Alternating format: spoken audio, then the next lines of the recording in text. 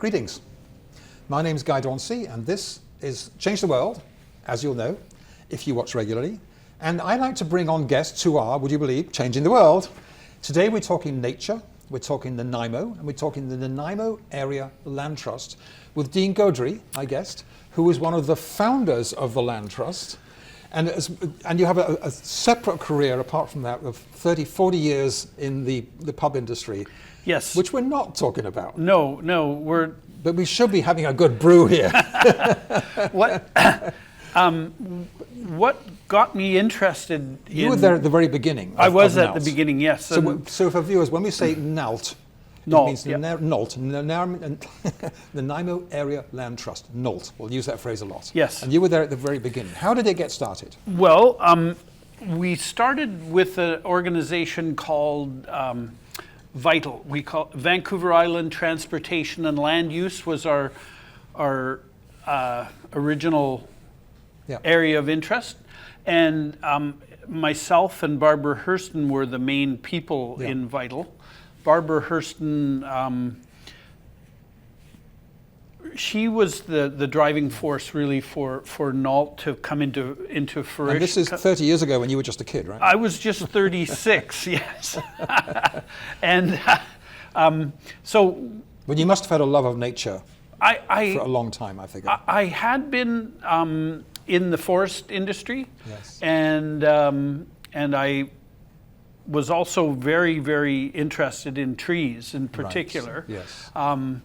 I spoke with Merv Wilkinson in, I think it was 1995. So, 30-second diversion for our viewers. Merv Wilkinson was a eco-forester, although he didn't like that terminology. But he had land in Cedar, south of Nanaimo. Yes. Which he managed in a way where he would only cut out, I think, 4% of the timber each year and keep the trees standing, right? He cut out 1%. 1% was it? Okay. Yeah, right. 1%. Yes. And he would do it gradually, right. like...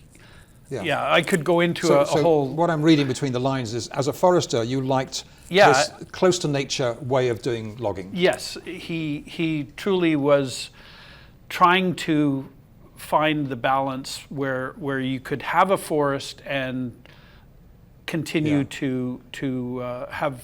I'd had him on the show, but he died 20 years ago. He did, yes. Bless his heart, yes. But he was one of my inspirations. Right. I would say Barbara Hurston was also one of my inspirations, and you know, I think how I got involved, I was just feeling very despondent about climate change or global warming, as they called it in those days, and I just felt that, you know, there was a need to do something. Yes. And so that's how I got involved with Barbara Hurston. Right. I had tried to protect a small park in Nanaimo. Yeah. But that... So you set it up as a land trust. It could have been just a regular non-profit, but as a land trust, you're basically saying we will set ourselves up to be able to buy threatened land? Well, that was what we looked into when we were trying to decide, okay, what are we going to do with this VITAL? Yes. We contacted Tyson Bannigan. I know Tyson Bannigan, yes. Right. Yes, he was with Turtle Island Land Trust on Cortez Island. And when that was really the beginning of the opportunity to form NALT. There was recently enabling legislation the government had just enacted. So we had a workshop with Tyson Bannigan in Nanaimo and decided, well, we're going to follow the steps that he laid out. Okay. And we applied for the right to hold covenants and have an easement on the land. Right. So I'm going to stop you there because it's very easy to get into jargon, right? Yeah. And if you just joined us, we're talking about the Nanaimo Area Land Trust, or NALT. So holding a covenant on the land means what, Dean? Well, it gives you So if I own it 40 gives acres of land and forest and I'm free to cut the whole lot down, or if all my children might cut it down, what does a covenant... A covenant gives us interest in the land in essence. Right. It gives us a way to ensure that we have a right to go on the land and inspect it every year. But you're missing the most important piece? Well, The covenant protects the land in absolutely, perpetuity? In perpetuity. And this is always a challenge when you talk to people about covenants, because they're used to covenants that are not worth the paper they're written on, Yes. basically. And that's not the Section 219 of the Land Titles Act. Yes. is what Yeah. covenants are about. but if And every time the land is sold, we have to get notification that it's for sale and that it's. But the covenant runs with the land, is that right? It absolutely does. Yeah. And So in this world where things go so fast and forests get cut down, that phrase "in perpetuity" means forever, right? that is very presumptuous on our part. But a forest that is full of little spindly sticks Yeah. will grow into an old-growth forest one day. Absolutely. So we're restoring old-growth forests by putting covenants on land. It's absolutely true. It's one of the most powerful tools in our toolbox, and we actually hold 13 covenants now. Right. So that's we'd 13 present or future old-growth forests. Yes. We also have 3 under negotiation. Yeah. And we have several properties that we can't covenant. So if the land happens to be in the Agricultural Land Reserve, the Agricultural Land Commission just is not at all good with covenanting the land, because that says that you can't Farm it. cut the trees down to farm it. I wish they realised that half of all the agricultural land in BC, in the ALR, is not growing any food at all. Yeah. So we have covenants, but we have also at Nault acquired some land. Yes. We have created the regional district park on the top of Mount Benson. So let's pause there for a minute. If you're going into Nanaimo, because we have viewers all up and down the island. Yeah. If you look west, that big mountain is Mount Benson, right? That's Mount Benson. And that is now a public park, thanks to your work. It truly is. How many acres? It started out at 525 acres, but they've added another 250 acres of park. And it's steep. It's a scramble. It's hard work. Well, I call it a 2-hour stair climb. That makes it sound even worse. But there's a nice way to get back, so you don't have to come down the stair climb. But the prime thing is it's protected for nature. It truly is. We're in the process of the management plan being revised now, and the region is a good partner with us. Right. We wanted to have a covenant on the park as well. That was one of the provisos that we put on the on the acquisition, because we were contributing half the money for the park. So how much money and we'll come back to who the you is, how much did you put in to help save it? It was 500,000. Right. Yeah. And how many people individually donated to make that possible? Oh, I think there was 1,300 individuals that contributed, and it was a similar kind of thing on the Linley Valley Park or Cottle Creek Park. So let me pause you again for a minute. Yeah. If you picture Nanaimo and you picture Departure Bay and you head north on the map, there's a big area of park in the middle up there, which I only recently discovered, because there's a lot of it, and that's the Linley Cottle Lake Park. Yes. When did that become covenanted and saved? Well, that was our first acquisition that we took on our own. Yes. We'd helped TLC on a couple of previous. That's the Land Conservancy in BC. Victoria. Yeah, yes. we'd helped TLC, which started about the same time as us Yes. in 95, 94. I mean, if you go to Linley Cottle Valley, it's surrounded by little subdivisions. They're like creeping up. They would have crept over the whole thing, right? Yeah, that was the plan that the landowners had, was they wanted the highest and best use for their sale. And they felt the city was maybe not being completely fair in treating them the way they did, and so they were just at each other's. So what you're saying is code is that the councillors in Nanaimo were thinking also about the need for public to have park space and for nature to be protected, as well as the developers to make profits. I mean, both are important, but Yeah, they felt that the land was very difficult to develop. it is. I've walked on it. Yeah, it's very steep and it's high elevation as well. Yeah.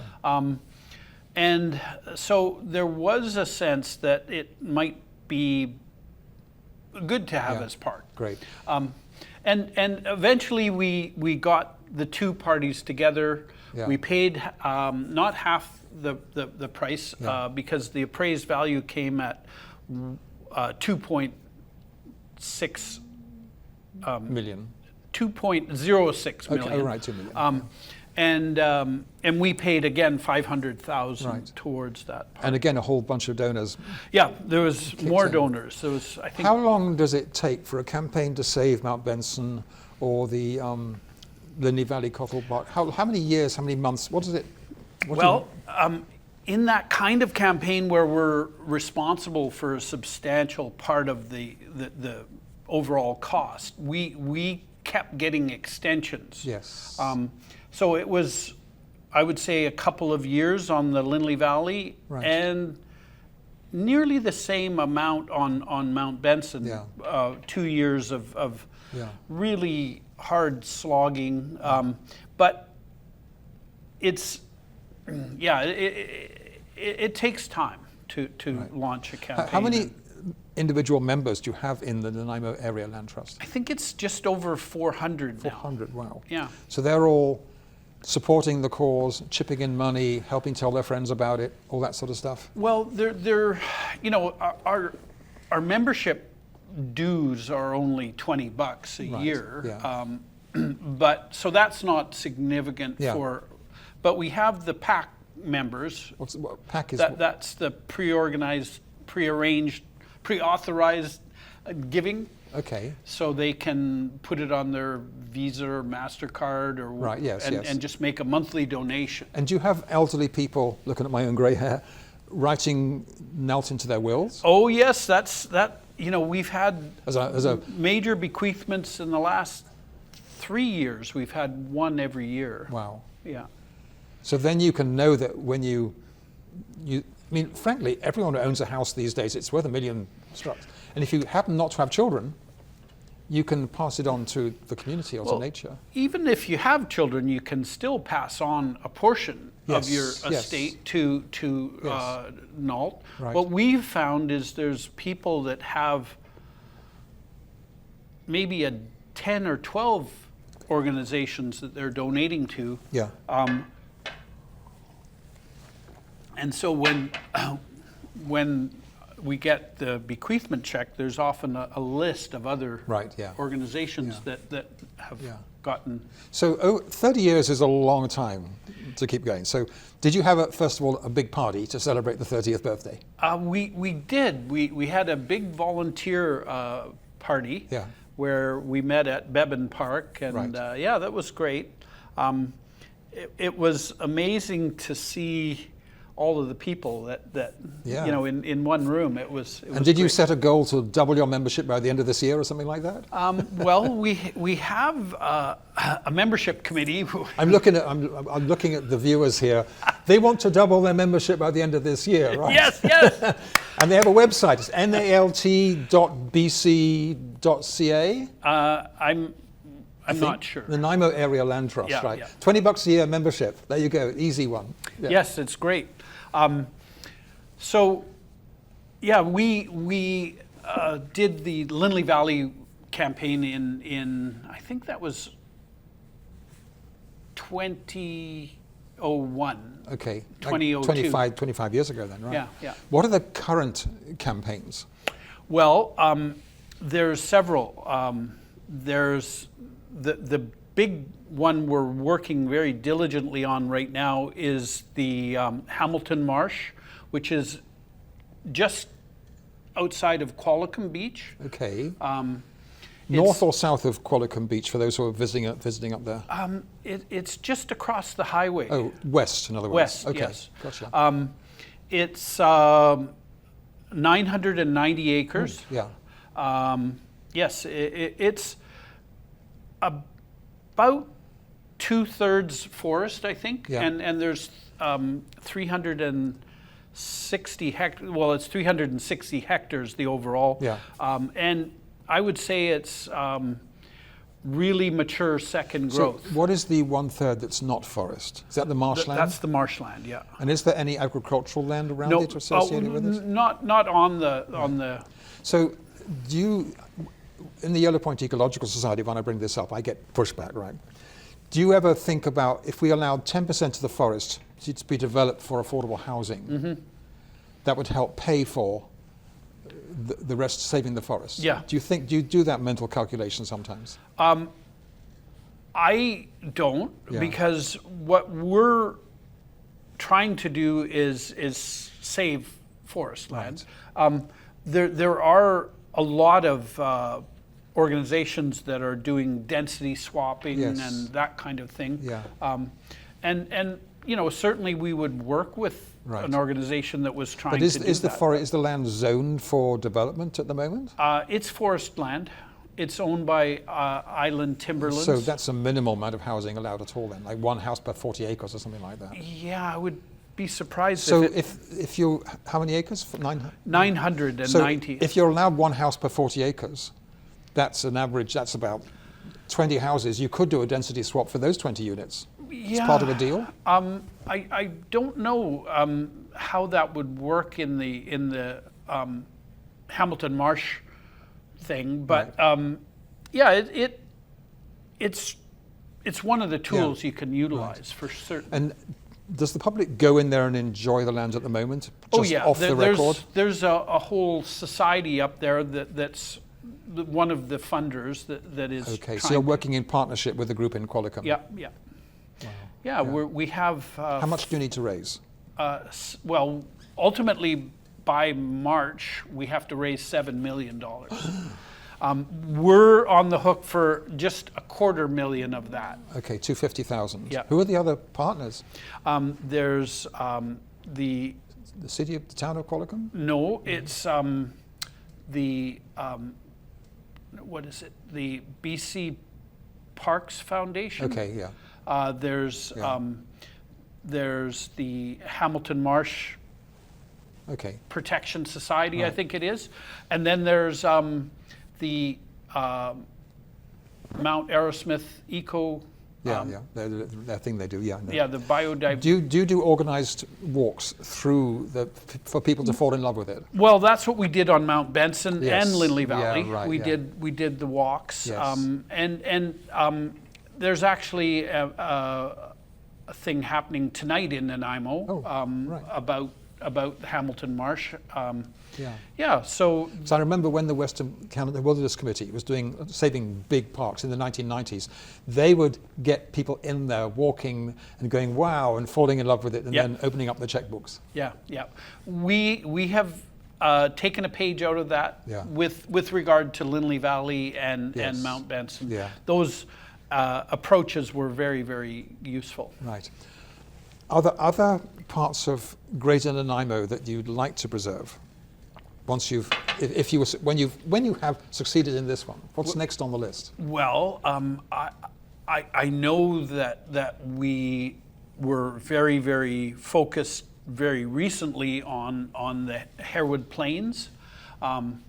There's a 90-acre piece that was slated for development. It was for sale, and it has some of the best wildflower meadows in Canada, I would say.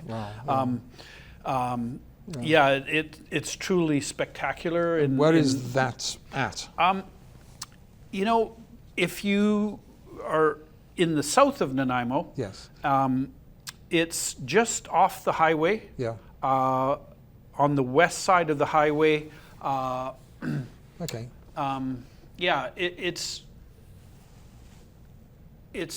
past the Gaudry dams. I know. Yeah. Heading south. And what stage is the campaign at to save it? Well, it's kind of been stymied to some extent by the Hamilton Marsh Camp. Oh, right. It's taken over the priority. Yes. Yeah. Right. Also, it's no longer on the market. Oh. The property is, I think, now in the courts. Oh. So it feels like it's not taking on such a pressing thing. Yeah. Yeah. And then there's another key property, which is the Cable Bay property. Yes, I'm familiar with that. So tell our viewers where Cable Bay is, because if you've wherever you live, if you've not been to the Cable Bay Trail, you're missing an absolute jewel in the Nanaimo area. Yes, and it ends up getting to Jonah Point is Yes. what. So we need to spell this out. Joan Park. Yeah. Is so where Vancouver Island meets Mudge Island, I Yes. think. The water narrows down To Dodd Narrows. it's to a called. very tight bit of thing, and Yeah. and the water, the tidal rush, is It pouring through, and it there goes are through at there are nine. orca nine- whales going through, and there are fishing boats going through, and there are yachts. It's a spectacle, right? Yeah, it's quite a sight. And the trail to get down there is just full of beautiful maples and firs and cedars and it's along the beach. It has a lot of wildlife there. You see the sea yeah. lions as well on the Yeah. log booms. If you go on Facebook and you go to Cable Bay Trail, you'll see these photographs of phenomenal wildlife in that area. Yeah. Just beautiful. Yeah, and Nanaimo is blessed with great trails. Yeah, it truly is. And we've had a part for the last 30 years in trying to eke out a bit more. So how long have you been on the board for in those 30 years? 30 years. All 30. So you haven't got a clause that says after 5 years you've got to... No, I feel like I'll keep doing it as long as they'll have me. Your juices are still strong for this, right? Yeah, yeah. How often does your board meet? Is it a monthly thing? Monthly meeting, yeah. Right. But we end up, I'm on the covenants committee. We're on the finance committee. I'm on the fundraising committee. And are you still running a pub as well? No, I'm Okay. I'm out of that for the last three years now. Right. Yeah.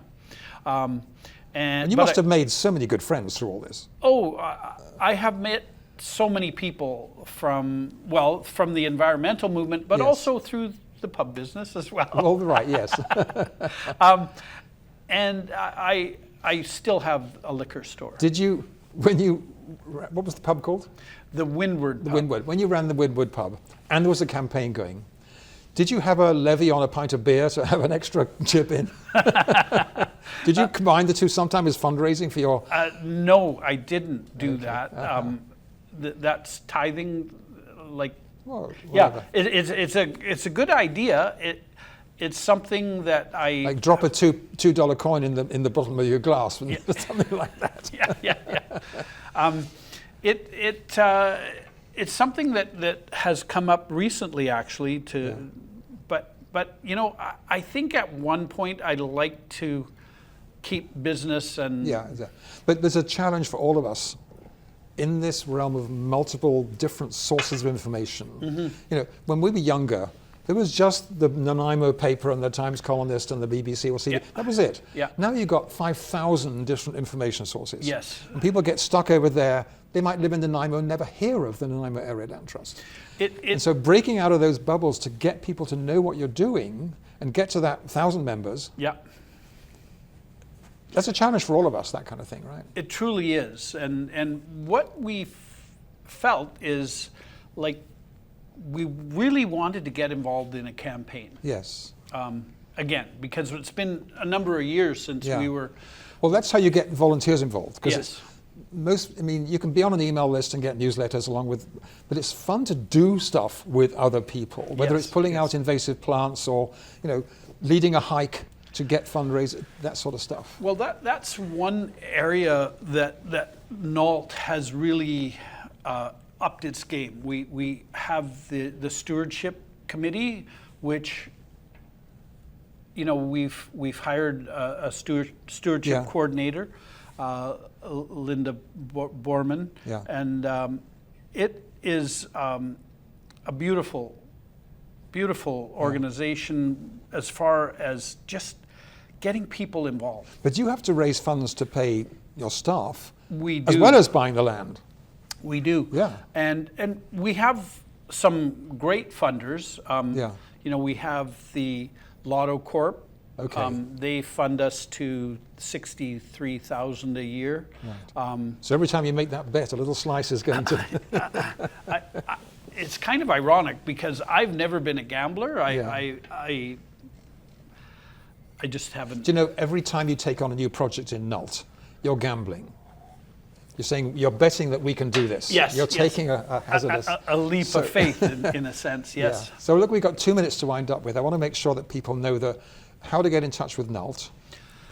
And we can add it so that we can add a slide in afterwards. Yep. I'd love to have photographs of these beautiful projects as well. Yep. I think it's NALT on the website .bc.ca. Yep. You want members, we'll have new members. Yes, for certain. And if you go to the website also, any information about those hikes and things will be there?